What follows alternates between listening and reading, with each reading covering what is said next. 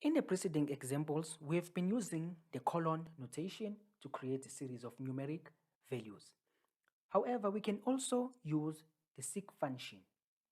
So the seek function, you will notice that it takes the first two arguments, right? So the first two arguments are going to be the starting and ending values. And the default gap, so it's going to be 1. So let us look at these examples. Let's say we have a sequence that starts from 1 to 10, right?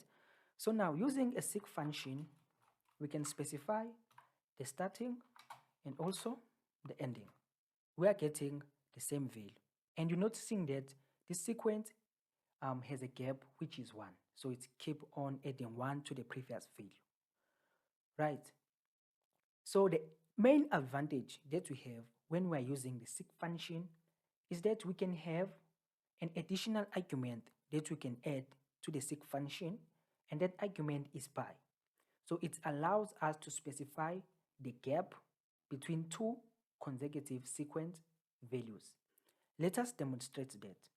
So let's say we create this sequence. It's going to start from 2 and it's end at 20. But now the gap between two consecutive numbers in this sequence is going to be 2. Right. So as you have guessed, it's going to be 2, 4, 6, 8, 10 up until we reach the value of 20. Right. We can also have a sequence.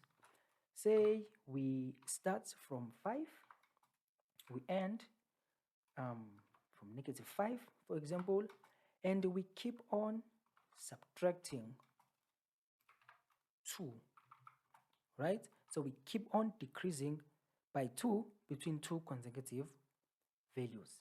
So as you guessed, it's going to be 5, 3, 1, -1 up until -5. So this is the output.